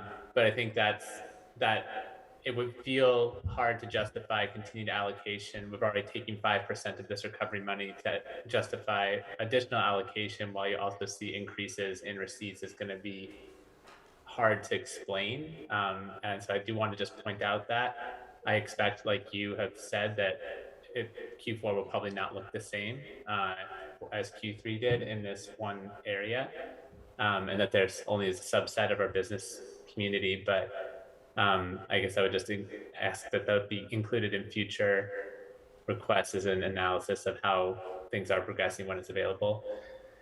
And I also, as we go into our kind of bigger picture community visioning for ARPA fund expenditure, continuing to track this as a portion of already committed funds rather than talking about what remains and how to allocate, because I think we have to balance that there are other emergent needs that we are hearing around housing and opportunity for unrelated to businesses that we haven't been able, that are COVID related and that aren't being addressed in our community. So I guess I think this is a sensible investment in our business community. They're, you know, like you said, they've put through a lot to try and maintain and stay and keep going in the city, which has a benefit to the people who go there, the people who are paying taxes in the city. They make our job easier as council to balance a budget. So we definitely need to invest in that. But I think there are other aspects that don't generate tax revenue that we should also be keeping an eye on that are emergent and not able to wait for a longer process. So as we talk about, if there is a request for additional funds after this, I would just like to keep that perspective in mind. Yeah, and Jim, we did talk about, should there be some similar approach for like partner nonprofit orgs? Like what could we do for people and residents? It's not as easy. Like there's not some analogous program like we have the small business loan program, right? Like it's easier to stand something up here. But staff are talking to partners like currently to try to see like, are there emergent needs? Is there something we should address rapidly? So that is something that, like that is a personal reaction that I had, is like we're giving a leg up kind of early entry to one sector that's been impacted. What are we doing for others? So that is something that I struggled with here. I see. Yeah, oh, go ahead, Heather. I'm sorry, I have such a lag. So Jim, that is something we had talked about. And I think initially in bringing this forward, what I was considering is, just setting aside a pot of money that is for urgent need. Unfortunately, we don't have built out programs for some of the other things we were talking about, but as a staff, we are absolutely talking about those other urgent needs. It just was that this one was much better developed at this point. So we brought it forward as a separate item, but I think the approach was really to look at having some set of funds put aside for urgent need. I will turn it to, we have a hand raised in public comment. Aurora is joining us. Hi there. I was just, thank you so much. I've been listening into this and I do notice that part of the grant is, as been said, for employee allocation, allocating funds for employees. And I'm wondering, could there be a priority for employees giving additional, say, hazard pay, or bringing on more employees, and or covering PPE? That feels like it could both really benefit the businesses as well as possibly bring additional funds to the residents if they are currently employed in these businesses of Winooski, as well as PPE would be helpful for those who are going to these businesses. So I'm just wondering, could there be, I guess, a higher priority put on something like that, or would that not be as useful? Are you suggesting? Aurora, I think you're saying exactly what we're talking about. That all of the things you're mentioning, I'm sorry, the lag, I apologize. Aurora, that's exactly what we were talking about. And one of the things that could be a criterion would be how many of your employees are Winooski residents. So there could be higher scoring to ensure putting it out into our community as well. So I think you're hitting the nail on the head with what we were thinking about. And certainly there could be a higher level of priority there, but I think what we'd want to do is talk with businesses to make sure that we are actively doing the things that help to keep them here in the city. I'm sure that is a piece of it, but I want to hear from them before I sit in an office by myself and say what those criteria are. Okay, thank you so much. Thank you. Thank you.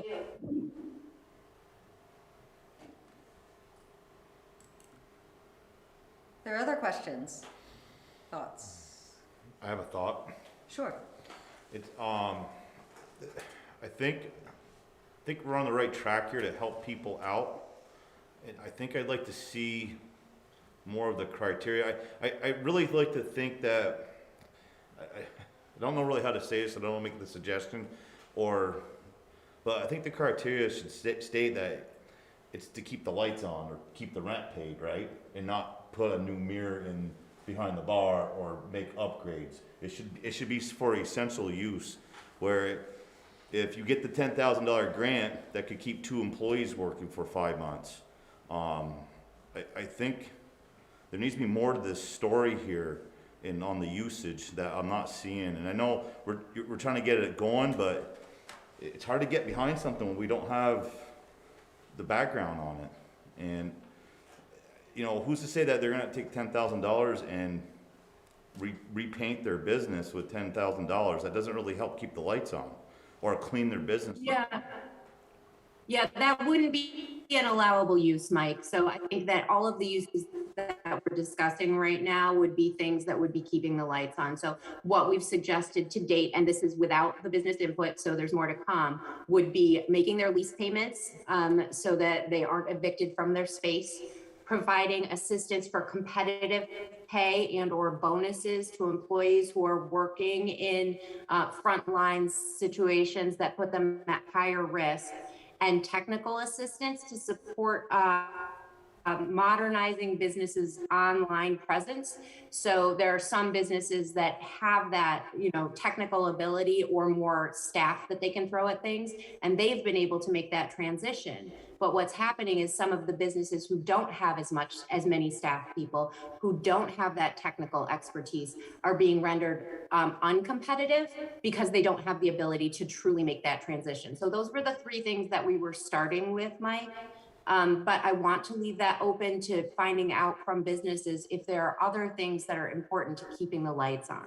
We are certainly not allowing people to, you know, upgrade their space or do, you know, renovations or anything of the sort with these funds.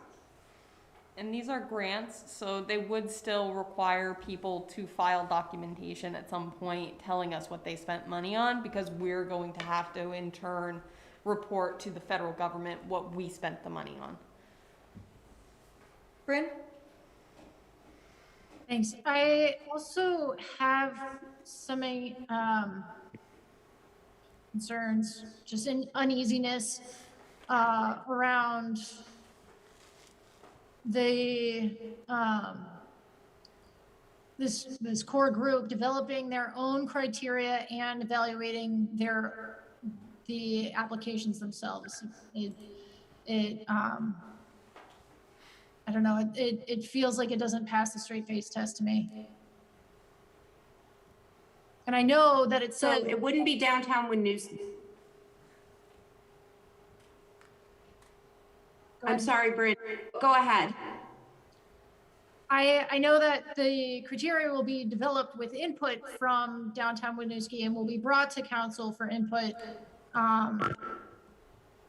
And maybe I misread your materials in the packet. It sounded like the downtown Winooski group would also be the ones that are evaluating the applications, and then final approval would be with the council.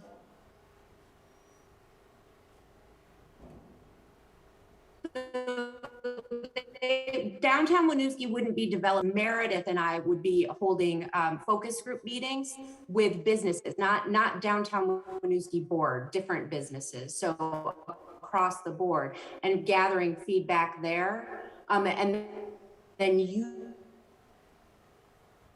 using that information, bring it back to you for approval. And then any recommendations would then, for approving these grants, would have final approval from City Council. So that's where something like what Mike is concerned about, you know, them doing leasehold improvements would be declined. I think that I feel safe to say that City Council would not give that grant. So I think it's definitely not all in the hands of downtown Winooski at all. It would be a much broader set of businesses that would be developing the criteria with Meredith. And also in terms of the process, we are again leaning on the small business loan program, which has a staff or internal team that reviews. Heather will take a look at things, redact important information that identifies, and then go over the application with the rubric, and then bring it to the team. And unfortunately, that team, there is no such team or availability at this time. So downtown Winooski would essentially be utilizing our own board meetings or convening for additional board meetings in order to complete this task. And again, there would be a lot of other steps before we got to it. And then there would be going back to council with the rubric, with the applications, with the recommendations, and the scoring and all of that. So hopefully there would be enough information and enough checks and balances so that you're right, it wouldn't be a few people coming up with something and then a few people getting the money, which I agree does not sit well with me either.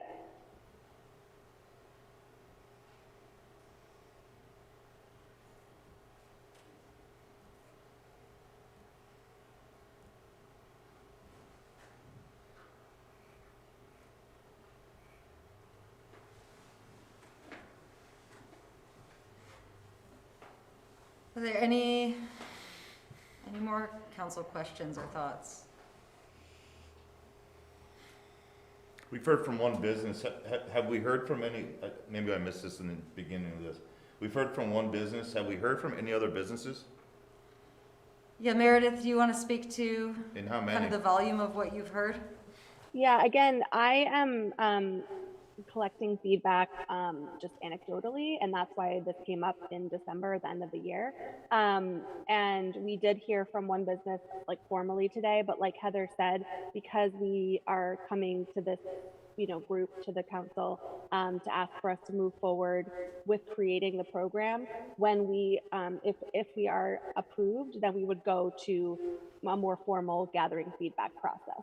But yes, I've heard from businesses anecdotally, I'm not going to name them here, but across the board, smaller businesses, a little bit larger businesses, people that have, are a sole proprietor, people that have, 15 staff, different areas of the city. So not just the downtown core, but all over the city.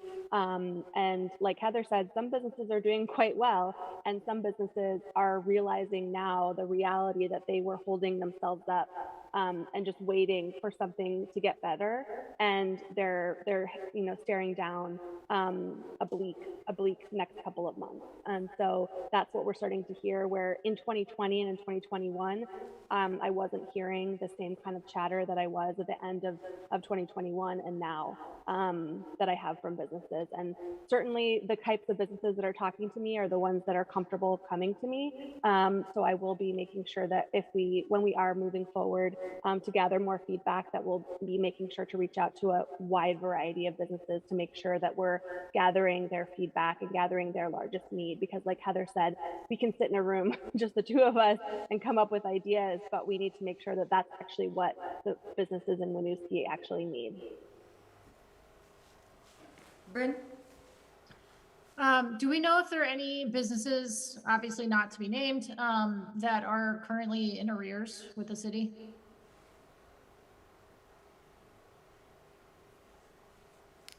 Not off the top of my head.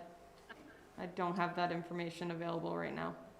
Okay, I would say as part of the criteria that if a business is in arrears, that the money goes towards the city to pay off that arrearage first and foremost. We could absolutely do that, or we could make them ineligible in the case that they are in arrears with the city. Either way could work. My preference would be to make the city whole. Great. And I would also want consideration of whether or not there are any violations, health and safety violations that have been raised from our public safety teams. So would you then want grants to go toward remedying those, or would you want them not to be eligible? I think I want to think about it a little bit more, but I do think it should be part of a consideration. Yeah, absolutely. Like, I think it depends on the gradation of the violation. Like if it's minor or more significant, and if it's more significant and they can't operate until they address the significant violation, then I would say it's fine to have some funds go towards that. But again, I think I would need to think about it more. Or if it's putting their staff at any kind of jeopardy, I would think we would want those grants to go toward fixing those violations. Yeah, I mean, I I think I need to think about that a little bit more and the implications with it, but I do think it should be part of the consideration. Absolutely. Can I just speak to that point too? I do think that if an application comes forward where there are violations, I think there would also, my assumption, and obviously this may not be true across the board, but my assumption will be there would be other flags or other things that come up in the application that make us question potentially moving forward with the grant to them. So, you know, there are a lot of considerations. The rubric and the application process will be, you know, we want to make sure that it's inclusive, so it's not too long. We want to make sure it's long enough and intense enough that people are giving us the full picture of what they need and their business situation. Yeah, I think it's a matter of like ensuring that we're supporting the businesses that have fallen on some recent hard times and not necessarily bad actors. Mike, go ahead. I can piggyback on that, Bryn. I think if you look at it as a whole, if they had violations or in arrears pre-COVID, obviously that's a problem. But if their problems have all stemmed from COVID, I think we need to have some compassion. Maybe they fell into hard times and they weren't able to fix or remedy their situation, or maybe they're in arrears because of COVID, because they paid their employees instead of paying their taxes. Type of situation. But I agree, I think pre-COVID conditions, if they're in some kind of violation, then I think we worry about the people that have been impacted by the pandemic. Yeah, that's essentially what I'm looking at is since March 2020, essentially. It's also my understanding that that's the allowable use of ARPA funds. It would have to be a COVID related need. Jim, go ahead. I just wanted to speak to the health and safety violations piece. This is something that was discussed and baked into the Housing Trust Fund, where there's kind of a similar, this is before the pandemic, but will persist after that. You know, there could be places with persistent health and safety violations that are a result of just a lack of capacity. And the Housing Trust Fund chose to treat those as points towards the application rather than marks against, because ultimately, if we fix those and find ways to fix those, it does lead to better outcomes for the people who live here. Likewise, if we have businesses who are struggling to make necessary life safety improvements to their facilities, then supporting them to fix those also benefits those who need help most in working here safely. So I think that's something that we should keep consistent between our housing assistance and our business assistance.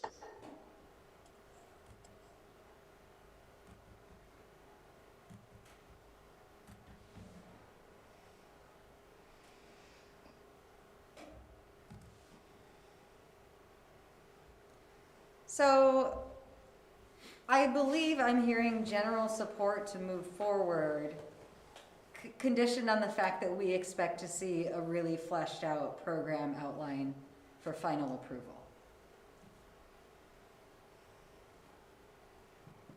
So before taking any motions, Heather, Meredith, do you have questions? Is there particular feedback from us that would help you advance? I feel like I've received a lot of information here about some of the concerns that City Council has, and thank you for that. That was my hope, so that as we go forward in talking with the businesses, we will have a much better sense of what your concerns are, what your goals are, and what you would like us to avoid with this program. So I feel very confident that we can come forward with a rubric that will work for you. And having been the staff person who facilitated the Housing Trust Fund, I'm very familiar with how we did the code piece there. So happy to integrate the comments that we've heard here today. All right, and I just want to thank all of the counselors for being really enacting our due diligence here to help structure something that is good and works. Jim? I ask for clarification on what we would be approving tonight. It sounds like we'd just be approving allocation of funds, but not actually launching of this grant program, or is the expectation that we're approving allocations of funds and between now and our next meeting, those funds will be made available for application? I believe we are It's allocating just funds, fun. creating a program. Okay. I support. So, would someone like to make a motion to approve the allocation of $100,000 in ARPA funds to business relief? So move. So moved. Second. Second. Motion by Mike, second by Jim. All those in favor, please say aye. Aye. Aye. Any opposed? All right. You said aye, Bryn? I don't know why I can't hear you. Okay, then the motion carries. Thank you again, Meredith and Heather. Thank you. Get to your vacation. Yeah. Go away, Heather. Thank you very much. All right. Thank you guys so much. We really appreciate your time. Thanks, Meredith. So that brings us to the end of tonight's agenda. Do I have a motion to adjourn? So move. Second. Motion by Mike, second by Bryn. All those in favor, please say aye. Aye. Aye. Aye. Motion carries. Thank you, everyone. Good night, everybody. Good night.